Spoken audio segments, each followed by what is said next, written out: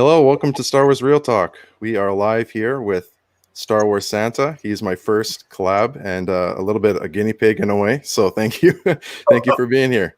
Yeah, thanks so much. This will be fun. I'm really excited. I mentioned just before we came on that I haven't been able to put out any new content since Friday. So this is really my first chance to sit down with somebody and talk about Star Wars. So thanks so much.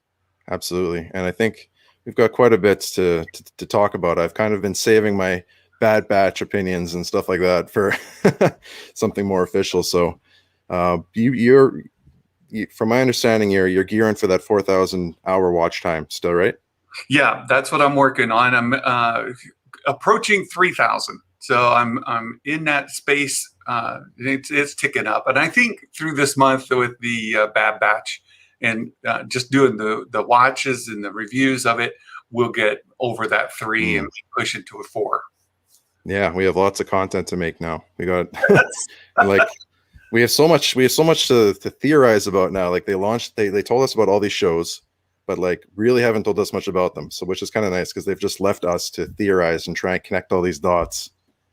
Yeah, that's the best way, actually. And what we find out is even with a lot of the things they've been putting out to try to connect to the sequel trilogy, it's causing as many problems as it solves. And the more you leave it open, the more you let people kind of feel that themselves, that the more it becomes personal.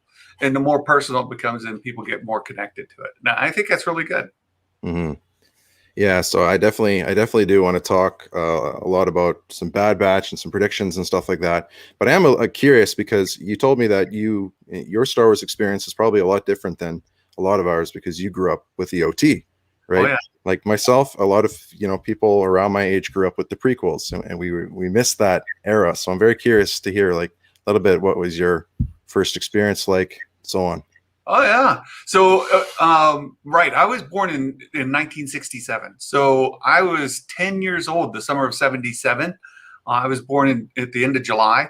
So that summer, Star Wars was everything. It was everywhere.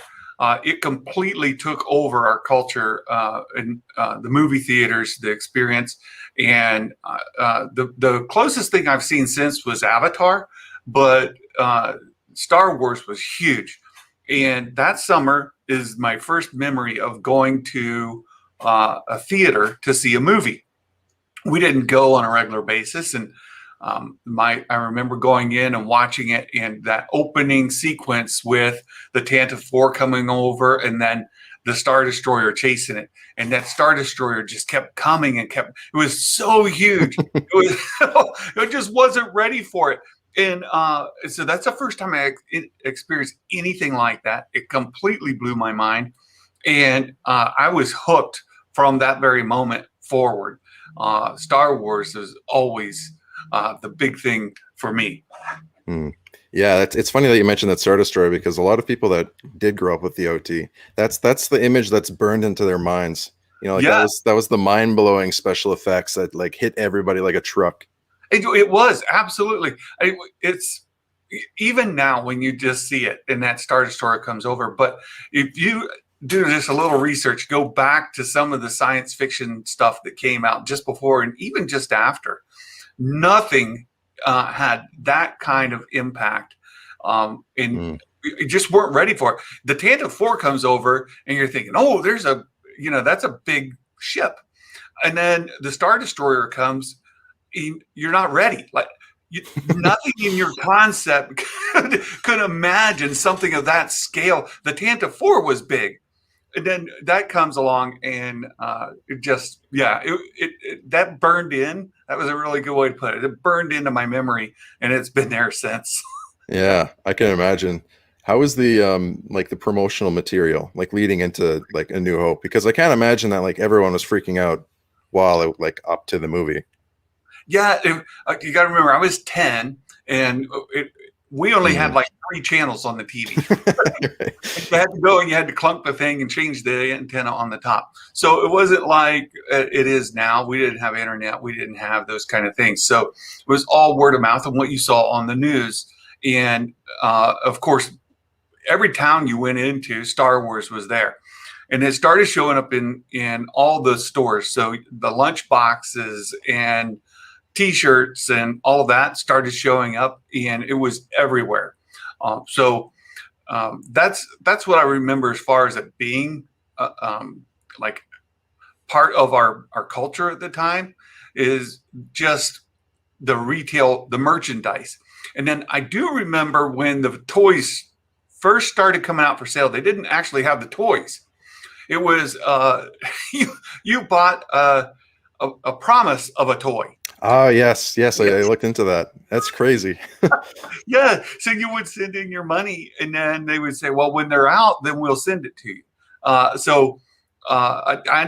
got the droids. I got R2 and C3PO, but that's the only ones that we were really, really poor. And so I didn't have a collection of toys at the time.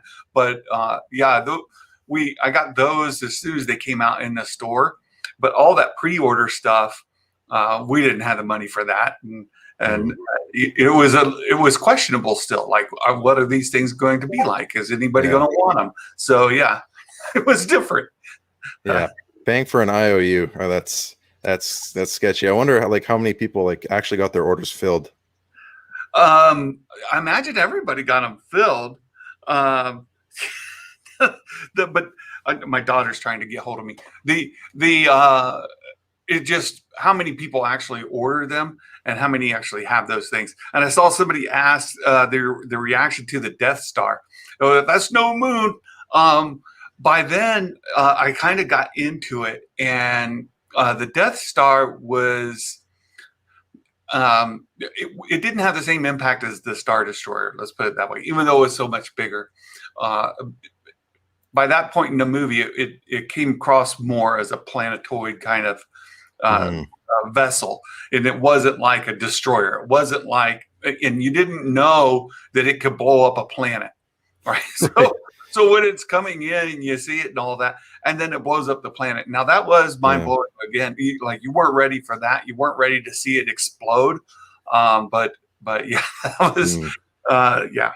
Yeah, and they introduce it very slowly. Right, like as they come up on it, it's just a dot, and it gets bigger, and you have a lot of time to process it. Right. In a way. Yeah. So back to the toy thing. Did you because I've seen on your channel that you do a lot of toy reviews and stuff like that. Is that something that kind of faded and then came back strong for you, or have you always been into the Star Wars toys? I never really had. I remember I mentioned we were really poor. I had those two droids, and I completely rubbed the paint off of C3PO, and I didn't really have a toy collection of any kind. And after the original trilogy came out, there was a really, really dry period for Star Wars.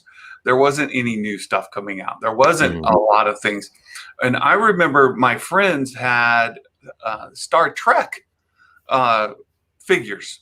And those were out, and so I would go over to my friend's house, and they had the Star Trek stuff, and we played with that and phasers and all that.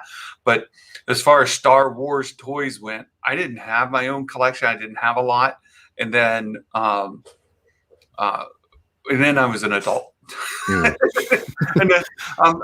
I had my oldest child was a girl, and she was into horses, and we showed horses, and we traveled around, did all horse shows, but she wasn't into science fiction or that kind of thing.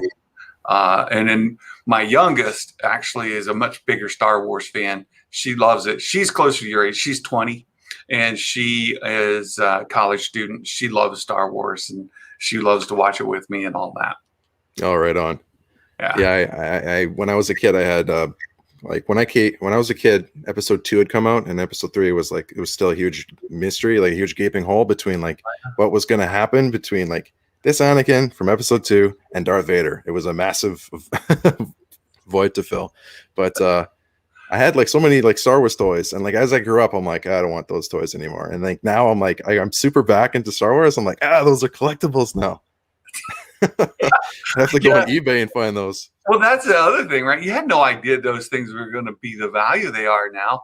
And I think daggone, if I had just been able to order those ones back before the toys were out, Yeah. I remember the order forms. I remember you could go order them, and they would send you the empty the package.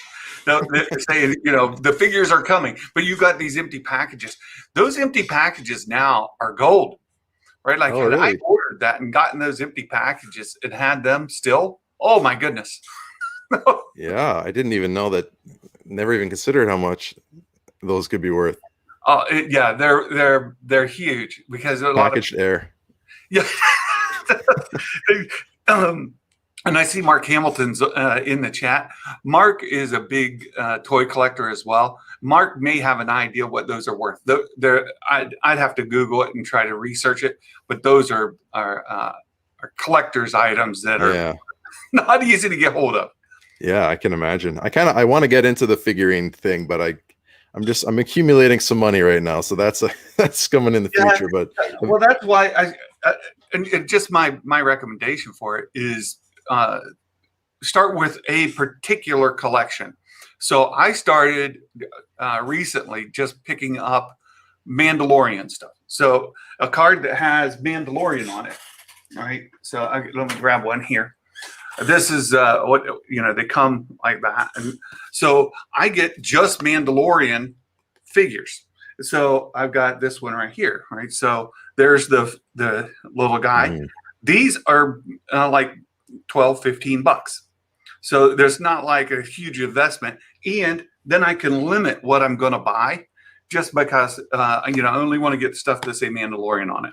So that'll start, but then the addiction grows. And you end up. Did you ever end up getting a Jaina figurine? I do have Jaina. I've got Cara Dune right here. Wow. And, she's great. It's a great figure. The facial detail on that is great. She looks remarkable. And if you look, just yesterday she was available for order here in the U.S. From Dorkside Toys. Dorkside Toys gets them in, and then they sell out, and they get them back in, and they sell out. So it's an on and off thing. You can still, I just ordered my second one recently. Yeah. Oh, right on. Yeah. So, okay, just to backtrack a little bit, we were talking about your experience with the original trilogy, and the shock of the Star Destroyer. What was your reaction to the twist, the Darth Vader twist? Oh, that's a great question. So. I remember seeing that and not believing it, thinking that Vader was lying to him, that it wasn't true. Of course, Luke says, that's not true. And Vader replies, search your feelings, you'll know it. And it's never really solidified. Like it's implied that he is. And after that movie, I remember all the way until Return of the Jedi thinking, nope, Vader's lying to him. He's not his father. That's impossible. I was with Luke. That's impossible. It's not true. So there was a lot of speculation. A lot of people talked about it like you would today, saying Vader's lying or Vader's not lying. And you had different fans with different theories. That was really big. Yeah. There probably has, like, I can't think of any twist that has ever been that big to this day. Yeah, to this day. There was the Who Shot JR thing from TV back in the 80s, but and that had everybody speculating. But the twist that Vader was his father was the biggest, and it still holds. And we talk a lot of times about older movies not standing up through time. The original trilogy really do. Even though the special effects are better these days, you can do a lot more these days than you could then. The way that ILM did the miniatures and the camera work in those movies still holds up. You can still kind of suspend belief and watch it and enjoy the movie. And that scene, that twist is epic even to today. And you see, I love every now and then you'll see on like YouTube, somebody will show their kid for the first time. Yeah, those are good reactions. You see this 10-year-old kid for the first time seeing it and their eyes just bug out. Yeah. That was me. When I was a kid sitting in the theater, Oh man. And then it's no, that's not true. And you'll always see the kids look up at like their parent and say, is that true? That's such a pure reaction. Like that kind of thing is like gold. Like that's why we go watch people react to things, because like we want to feel that again. We want to see that through other people. Yeah, exactly. And Mark, the trench still holds up as well. And they built a whole game off of that trench run. But back in the day, there were a couple of games. One where you could pilot an X-wing, and you kind of went down into the trench, and you died lots and spent lots of quarters. And then there was another one that the towers came up, and you would have to shoot the laser off the top of the towers. And again, you would spend lots of quarters. Yeah, I think the new Star Wars Squadrons game. I didn't buy the game because that's that first person starship. It's not really my jam, but I think like the big mission in that game was the trench run. So if anyone who's watching this has played that game, feel free to tell us how it was. But I've seen that's the level to beat. So that's really cool that they kind of brought that back and put emphasis on it. Yeah, really great stuff. Did you show your kids the order of Star Wars movies, 4, 5, 6, 1, 2, 3? Yeah. Yes.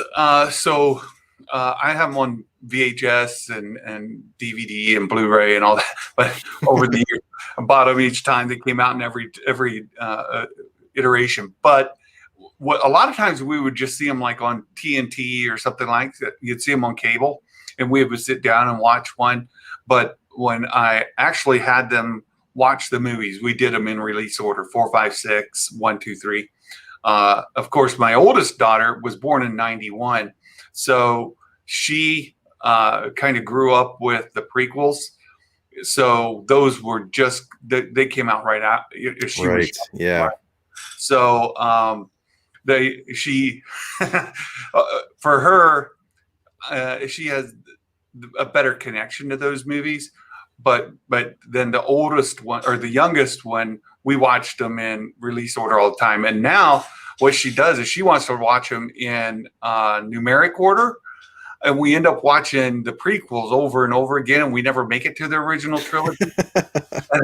I think that's a ploy on her part, because she likes the prequels better than the original trilogy. And she likes the sequels better than the prequels. So for her, she's like, Dad, I don't understand your connection to these original movies. They're not as good. I'm like, you're too young. You don't know anything. So yeah. Did they, not to go down the sequel rabbit hole, but did they enjoy the sequels? Yeah, they did. Actually, my whole family. So my wife is not a Star Wars fan. So when we were in high school dating and we first got married, I could get her to watch some of Star Wars, but to get her to sit down and watch a movie all the way through, she just wouldn't. And with the prequels, she hates them. My wife hates the prequels. She won't watch any of them. No, if it's on, she may sit there for 2 or 3 minutes, but then she's up and gone. They're terrible. She hates them. She's like, they're stupid, and she leaves. And I'm like, well, okay. And then, but the sequels, my whole family love. They really, really do. The Force Awakens is like everybody's favorite except mine. I'm still an original trilogy guy, so for me, it's Empire Strikes Back every day. But for them, even my wife will sit down and watch Force Awakens over and over again. The Last Jedi, they really loved, and even the Skywalker, they like it. So I would say for my family, the sequel trilogy is their favorite, but for me, it's still the originals. Yeah, I don't know if I'll ever be brave enough to watch a Star Wars marathon again. It's just too daunting now. It's got to be like in 3 days. I saw somebody put out a poll. If you could, would you watch the 25 hours of Star Wars in a marathon in 3D? I was like, and then the one of the choices was yes, but not all at once. That's what I was like. There's no way. I can't imagine first of all, 3D is kind of taxing on you. Then secondly, I can't imagine going all the way through 25 hours of playtime. Yeah, I wonder if they're going to remaster them eventually for like VR, like a totally different experience. Perhaps, right? I do think that VR has a place coming. Yeah. And especially as we're starting to stream more and watch more from home, Yeah. VR will give you that additional experience that you could, like a theater gives you an experience you can't get at home, but VR gives you a different experience that you can't get anywhere else. So perhaps. I like Mr. Classic's got a good question here. What did you think about Luke's entrance in The Mandalorian? Oh, that was a big moment in Star Wars history. It really is. And so I had been predicting the whole season. But so before the season started, we did our predictions. And I predicted that Luke was going to be the one that shows up for Baby Yoda, right? We didn't know his name. So I was expecting all the time for it to be Luke. And I never wavered off of that. So when he came in, it was this joy that, hey, I was right. Yay. But also just exciting to see Luke from that age. Because one complaint that I have for George Lucas is he waited so long to do anything else with those characters that the actors aged out. And for the characters that we wanted was that Luke in that hallway scene in Mandalorian. We all wanted that. And we all want, I go back to say, for me, Heir to the Empire, that Thrawn trilogy by Timothy Zahn was my sequel trilogy up until the sequels, right? So for me, that was the sequels, and that was the Luke that was in my head. That's everything that I had in my mind. But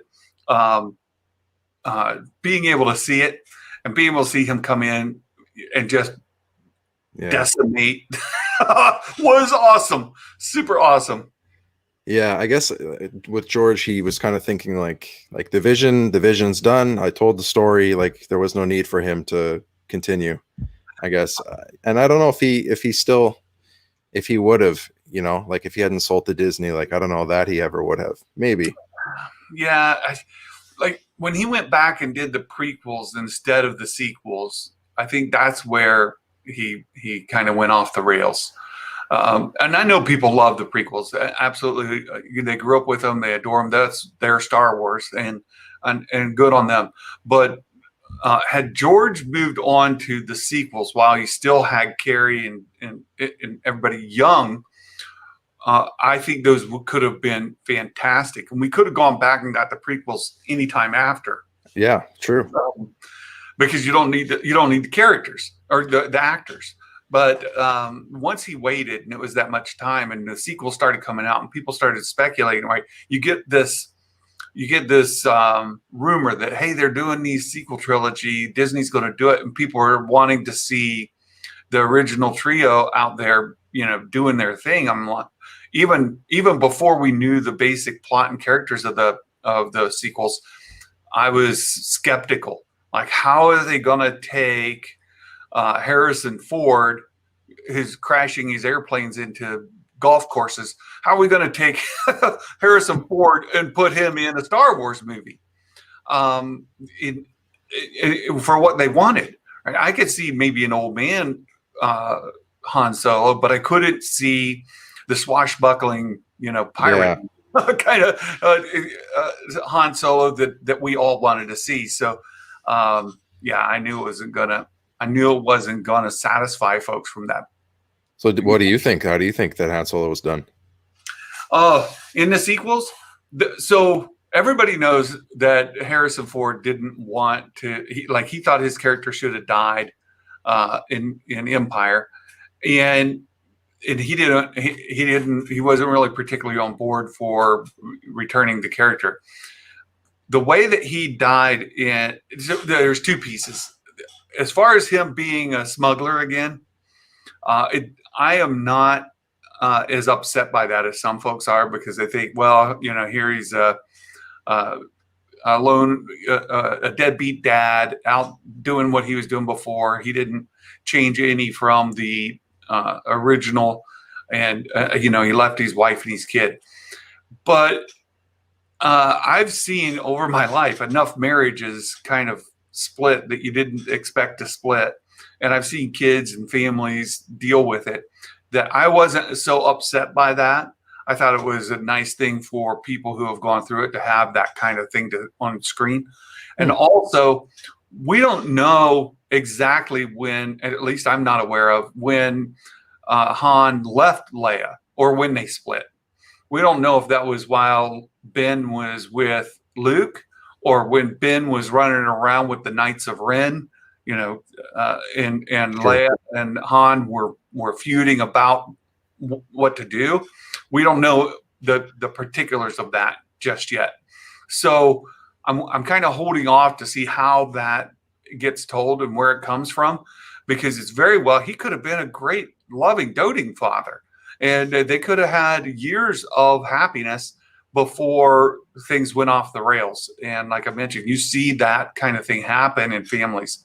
And then as far as him dying, I thought it was a powerful scene. And it pays off tremendously in The Rise of Skywalker.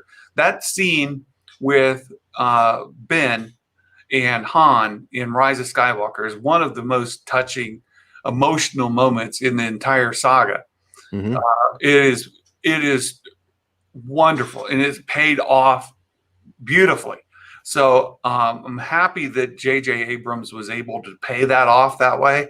So I'm not really torn up about it. As far as Luke goes, I wish that they had done a few things differently. For example, I don't like the toss of the lightsaber over the shoulder. No. Last Jedi. To me, it's awkward. It's off-putting.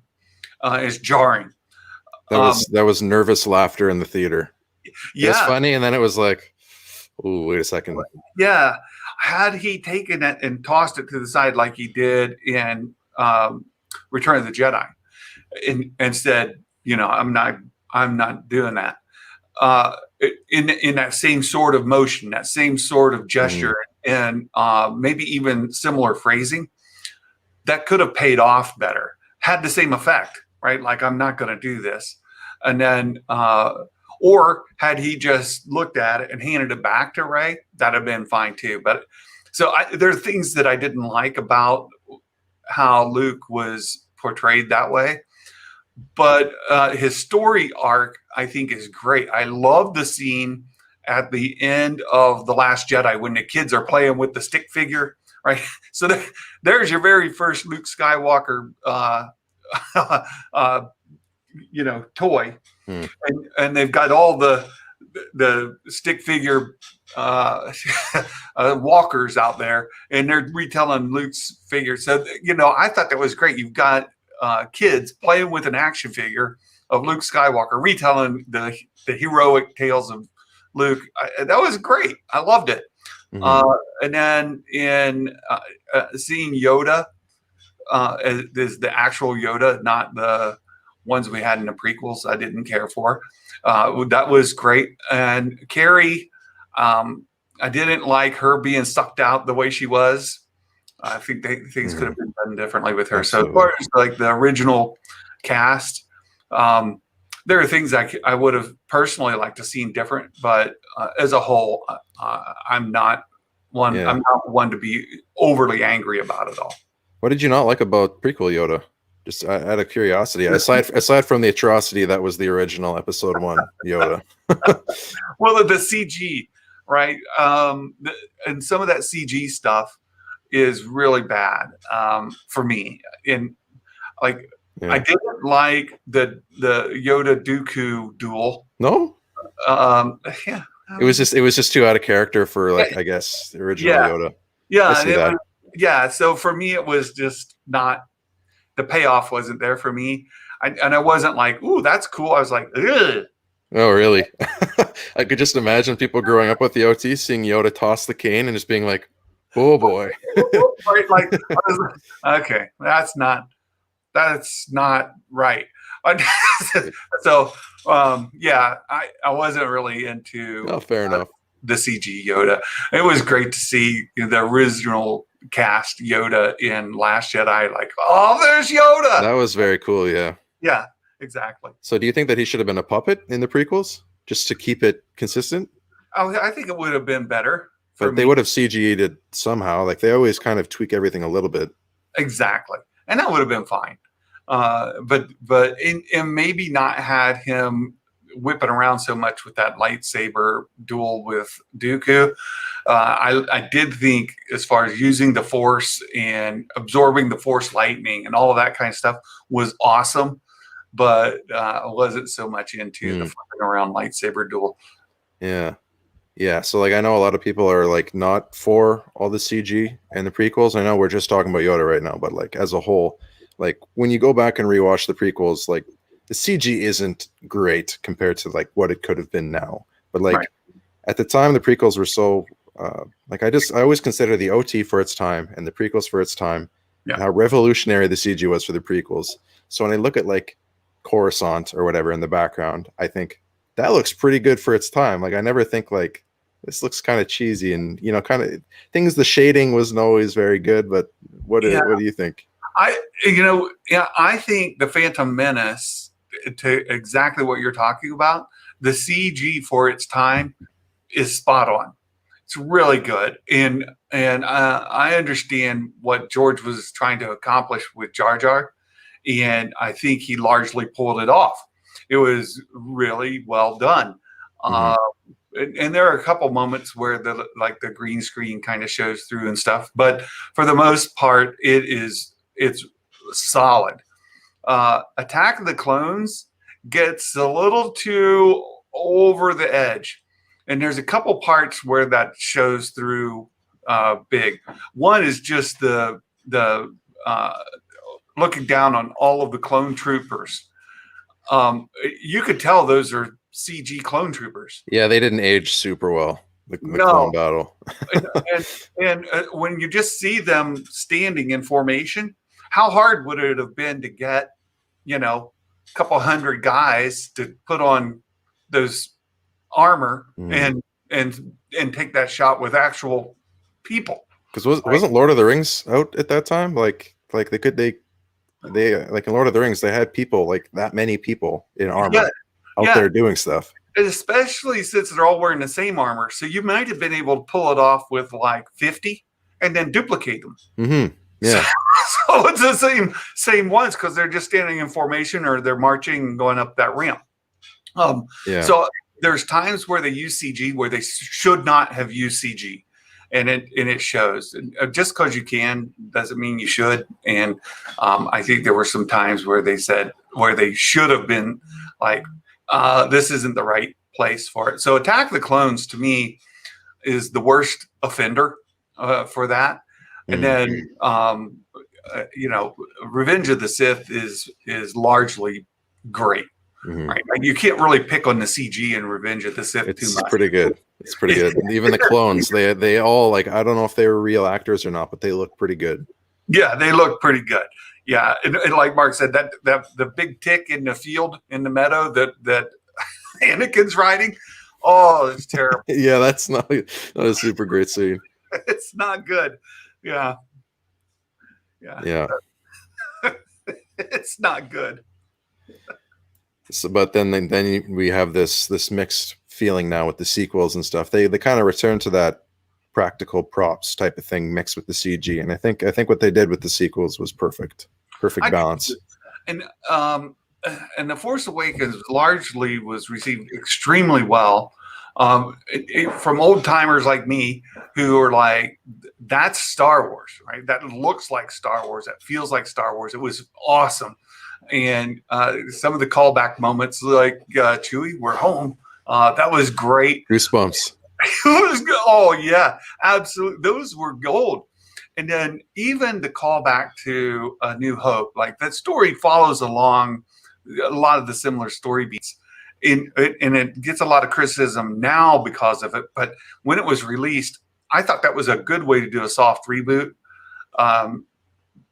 Just to introduce familiarity and to come back to its roots and to execute it so well. I thought it was done extremely well. And then after that's when the criticism gets harder to defend.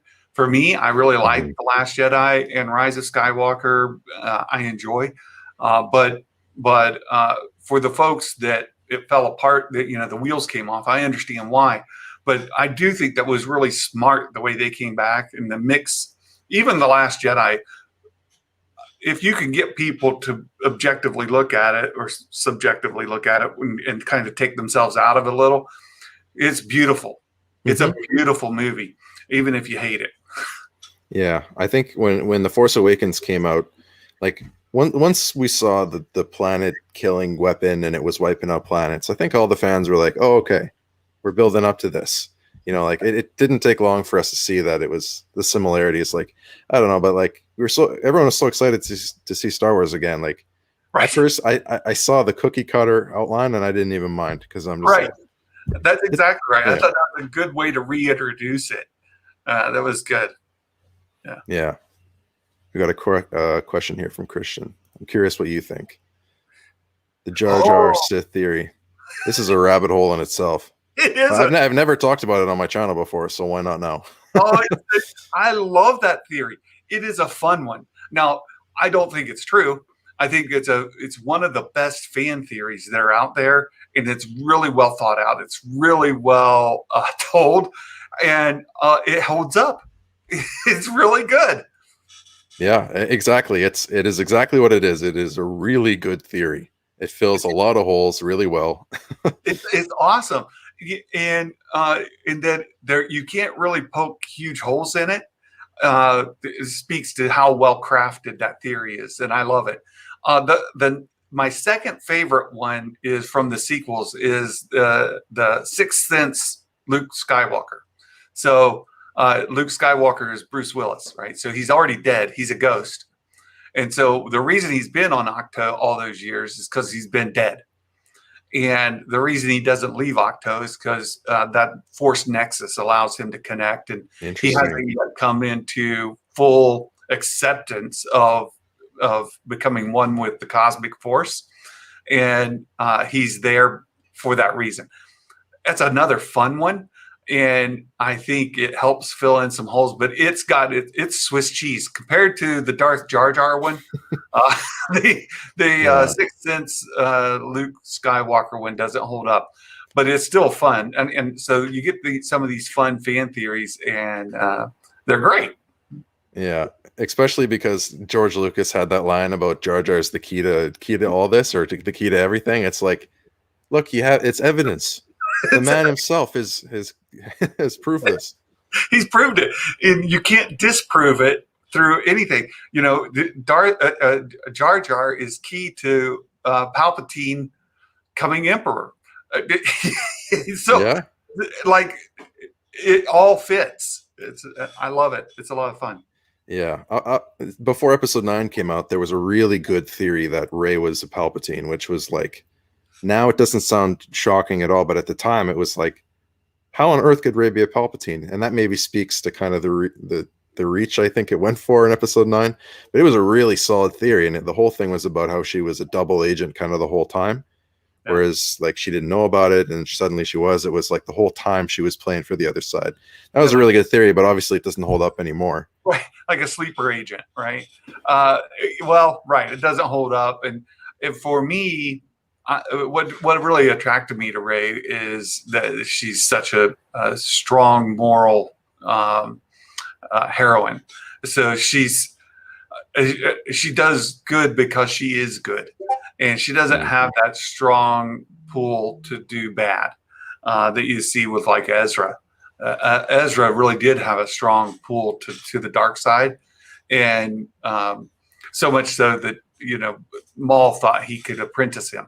But Rey didn't have that, and even Luke was tempted by the dark side much more. And then people use that as a criticism of Rey, that she was never really tempted by dark side. But for me, that makes her character more special. So, that's another thing that I think is great, is that there's enough characters that folks associate with. Like in the original trilogy, you may have been a Han Solo guy, or you might have been a Luke Skywalker guy. Like, as a kid, who was your favorite? And the fandom was divided over Han or Luke, and that whole shipping. So, shipping is a phrase we use now. It wasn't then, but I was the Luke and Leia. Like I thought that they should have got married, and then oops, sister, can't do that. But so I was more of a Luke fan than a Han Solo fan. But a lot of people liked Han, and so all the way through, you've got that. You've got people who connect to Obi-Wan, or they connect to Anakin, or they connect to Rey, and so I think that's great. Yeah, just a comment on what you say about Rey. I don't know if I totally agree. I feel like she was like in episode 8, there was that whole cave scene on the island. She was that her going into that hole or whatever. Yeah. Was that not a dark side pull? And then she just went right into it? Yeah. And Luke even complains about it, right? So in The Last Jedi, when she jumps in there, but the thing is, she's not tempted so much that in fact, she comes out and says it didn't offer me anything. So she wanted to answer to, who are my parents? And when she went in there, it didn't give that to her. So she's like, I went in there, but it didn't have anything for me. And so she easily turned away. But Mark even points it out, like during the battle in The Force Awakens, she definitely uses her anger and aggression in a battle there with Kylo, and much in the way. And I thought, so I think there's a lot of evidence to say that Rian Johnson did his homework by studying Rebels, and you see in Rebels a couple of scenes you see in The Last Jedi, but one of them is when Sabine is learning to use the Darksaber. And she uses her anger and rage to overpower Kanan Jarrus, right? So, and that's within. I think there's a video of it. It's like within a minute and a half, she goes from barely being able to wield the thing, like it's heavy and it's awkward, to beating a Jedi Master. So you watch that in The Last Jedi, where Kylo's just beating her back, and she's awkward and really not mastering that lightsaber at all, to beating down Kylo. It mirrors the scene there with Sabine really, really closely. And there's another scene in Rebels where Palpatine's guards are electrocuting the snot out of Ezra, and he's being lifted up in the air and shocked by those rods. And he's arched backwards and yelling. And that's the exact scene that's in The Last Jedi when Snoke's doing that to Rey. Yeah, that's true. And so I think that you can see a lot of parallel there. And if you watch Rebels and you watch Last Jedi, you can see a lot of stuff that Ryan was. Yeah, I never made those connections. I think this is actually this really supports episode 9. Like Rey, like seeing those scenes of her like leaning into anger and like really dialing into that rage, like through all 3 movies. And there's kind of like, it seems like there's a bit of foreshadowing to her turning a little bit. And there's these moments, and like she always comes through on like the moral high ground. But I think that really supports the Palpatine thing in a way. Like it was kind of a really connections that we didn't know were going to happen. Yeah. Yeah. I agree. Yeah. Well, let's we've been going at this for 45 minutes already. I think we should probably talk about some Bad Batch a little bit. Let's talk about that Bad Batch. I'm loving it. How are you liking it? Yeah, I have zero complaints. Like I know some people are talking about canon a little bit, but it doesn't bother me at all. Yeah, I thought Alex with Star Wars Explained has done the best job of kind of explaining the differences in canon, and that you're talking about stories that happened a long time ago in a galaxy far, far away. And when you take time and distance into storytelling, you get some evolution of the story in how it's being retold. That's today. That's how our history is as well. It's exactly how our history is. And and it's how stories are told. And so if you're talking about retelling stories from the past in a comic book and retelling that same story again in a live action, the major beats are still there, right? The same planet, the same kind of events, the same people live, die, and all that. Whether the Bad Batch were there or not there, whether his lightsaber was blue or green, whether it was night and peaceful or day, and all this, those are details that can change depending on the storyteller and what detail they bring into it. So I think it's fair if you look at it from that perspective, that these are stories being told from a galaxy long time ago, far, far away. Yeah. That's fair. I mean, that's history. You can't argue it. A lot of it's just somebody's memories, but I mean that's a really good explanation.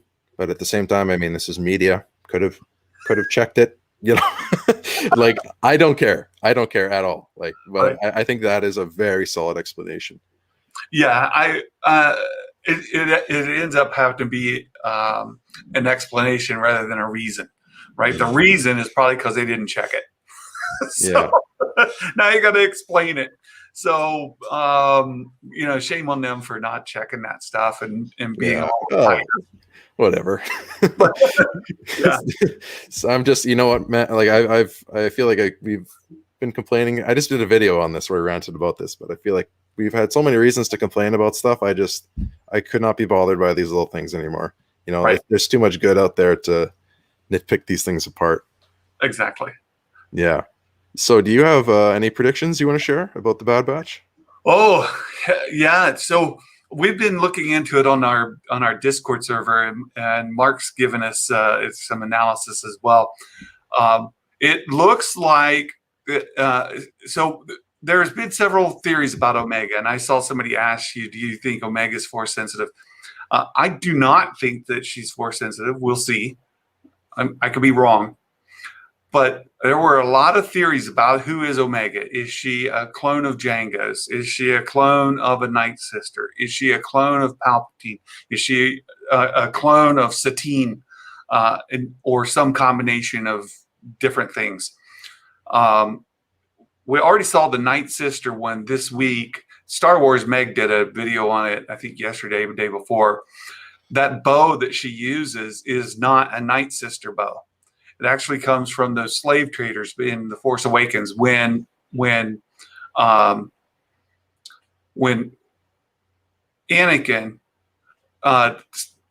presumably gives Ahsoka to the slave traders as a gift to get on their inside and all this.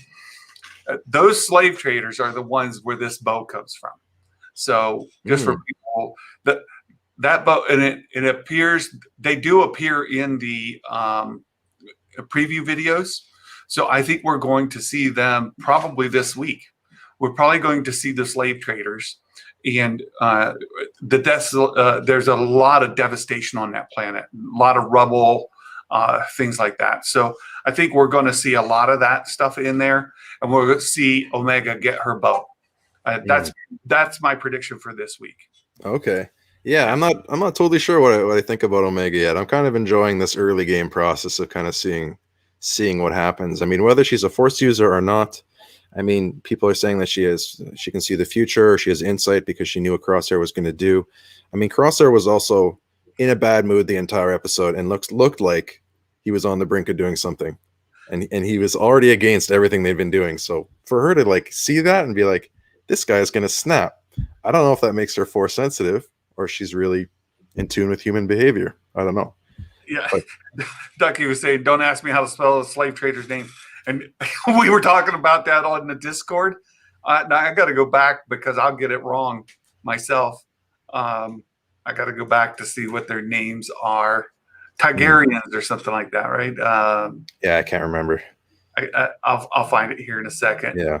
I'm just enjoying the concept of the female clone, honestly, and that's exciting enough for me. She doesn't even have to be a Force user. I mean that'll be super cool, but just a female clone is radical enough for me. Yeah, Zygarrian, that's it. Okay. Rins there. I put it in the chat. So yeah, I just barely right as you found it. Yeah. So Zygarrians. I think that's what we're going to see, and I don't think that Omega is Force sensitive. She could be, but I think she's going to be a lot closer to a Taskmaster type. So where she picks up skills of others as she Mm. observes them.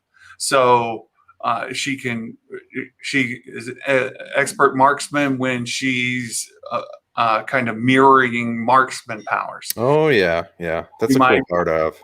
yeah. So I think she might be that. When you talk about the 5 clones and you see what the 4 powers of the other 4 are, and then she's the 5th. What is hers? And the only skills that we've seen are, like you mentioned, she's really intuitive. She's able to see what people are feeling and those kind of things. That could be force sensitive, or it could just be that she is extra in tune. Being a female and being in tune to people's feelings and emotions might be something that for her is just augmented. But I'm anxious to find out. And the question now is I have 2 questions with her. One is she force sensitive? The second, is she age enhanced? Is she going to age faster? Is she already aging faster? How old is she in real years versus her apparent years? Those are the kind of questions I have. I tend to think no, she's not force sensitive, and no, she's not age enhanced. So, I think I would agree with that because she seems already like kind of a side project. Like she was either people think that she was created by that Camino, and I don't remember her name, the mother figure. Some people think that she created her as like a side project, and that's what Boba is too. Like he's just a normal, like he doesn't have age enhancement either, so she could just be like similar to Boba. Right, and I've got a friend, Will Morgan, who has a channel called Meta Egg. And Will really pointed out that the similarities between Boba and Omega, Boba being the alpha, the first, Omega being the last. Oh, Boba, male, Omega, female. Boba, dark clothing, dark hair. Omega, light clothing, light hair.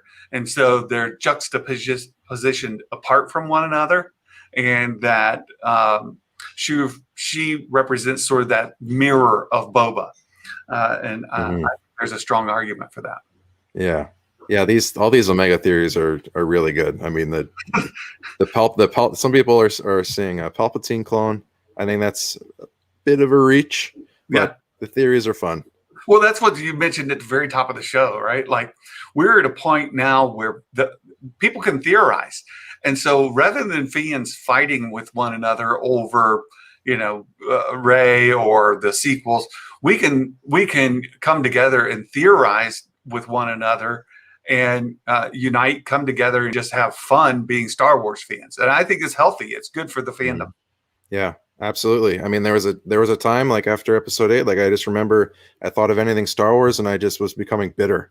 Right. And just like that was such a difficult time to be a Star Wars fan. I'm so glad that we're through that muck. Exactly. Me too. And then we've got a lot more to look forward to. So I'm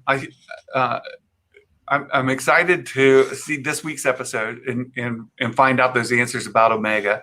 And I hope that I think there's a very strong possibility we'll see Omega show up in live action series. So she may show up in the Book of Boba Fett, especially if she's not age enhanced, being his sister, right? That would be awesome. We might see her show up in some other series as well. She could potentially show up, in a number of places. So I'm anxious to find out, where she will pop up in live action. And then we've got Visions coming up at the end of the year, Book of Boba Fett coming up at the end, Mando 3, the Obi-Wan show. There's and then you got Andor in there somewhere. It's just coming at us really, really quickly. And my nemesis, my friends at Hasbro, who have been putting out season 2 figures before finishing all of my season 1 figures, are going to have some makeup to do to get all these other series in and still give me my season 1 Mandalorian figures. You waiting on them? You've been watching my channel. You know that Santa's got a little bit of beef with Hasbro, and I need my vintage collection Quill, and I need a vintage collection Blurgs. right? I've got Mando. All right, I've got Mando here. He needs a blurg. Mando needs a blurg to ride, and I don't have a blurg. Value's only going up. Yeah, I've been making a lot of hay about them, and we've got a whole bunch of new stuff coming, and Hasbro's got the opportunity to make all kinds of toys for us to buy. Yeah. And I like what you were saying about Omega going live action, because I think on the flip side of that, there's that potential that we're going to see, like if the Bad Batch is focusing on Order 66, like are we going to see animated Grogu at some point? So there's another good. I'm glad you brought that up. There's already rumors that Grogu is going to be in this season of the Bad Batch, which is just crazy. Like just that we're in that place with crossovers. Like it's taken Star Wars a while, but they're eventually going to be on that level with Marvel and crossovers. And isn't that amazing? I think about all the time, like when you were growing up, when I was growing up, that we didn't have new Star Wars coming at us like this. The possibility to get crossovers only came like between comic books and the movies. Like you might get a comic book that retold something where you would get a character in it here or there. Yeah, people didn't watch that as much as they do like streaming shows or movies, and now we're going to get all these great things. Yeah, and Cal Kestis from Fallen Order, that will be huge if we see him either live action or animated, because I don't know if there's ever been a time where there's been an original character from a video game crossing over to mainstream media. It's usually they make a video game about a character from a show, not a show about a character from a video game. So I think I'm excited to see Cal anywhere. Well, that's something else that that Hasbro has been doing. Hasbro has gone back and they're starting to make the video game characters as figurines, right? Mm. So if you're a video game player and you've been playing with Cal, right, you can go out and get a Black Series Cal, or that you can get some of these characters that you've played back from the days, and they're starting to bring them into their figure lineup, and that's fantastic. Mm-hmm. Yeah, just all around exciting times. Like this hour is flown by. It I feel like we could probably do another hour if we wanted to, but I think we'll keep it to an hour for today. Do you want to shout out any future projects you're working on, or just any platforms? Well, so every Thursday I do a Star Wars discussion with my friend the Magic Maker from Reimagining Star Wars, and then throughout this season I'll be doing live watches and discussion of the Bad Batch episodes every Friday morning. So outside of that, whenever there's any Star Wars content to discuss, I'm trying to get out there and talk about it. And then been trying to plan another one of these kind of collaborations with Echo Base Network to talk about Can Fans Unite? Mm-hmm. And they're more on the fandom menace side of things, and they're more negative towards the sequels, and I'm more positive towards the sequels. So it kind of gets both sides of that. So and like you mentioned at the very beginning, my channel is growing very quickly. I've been super excited, and we're pushing towards those 4,000 hours so we can get monetized. Yeah. So anyone watching this who's not subbed to his channel, the link's in the description. Go check him out. He's got they're all live streams, a lot of news and reviews and stuff like that, but it's all really solid content. He knows his stuff. He's entertaining. Definitely go check him out if you haven't yet. And I think that is where we're going to wrap up the stream. So thank you so much for joining me, and I hope to work with you maybe again in the future. Yeah, I would love to have you on, and I know you do a lot of gaming stuff. So next time we get a game update or release, I'd love to have you come on and talk to me about it. Right on. Yeah, absolutely. Awesome. Okay, guys. Thank you guys for tuning in. Feel free to subscribe to my channel or Star Wars Santa's channel, and we will see you next time. May the Force be with you.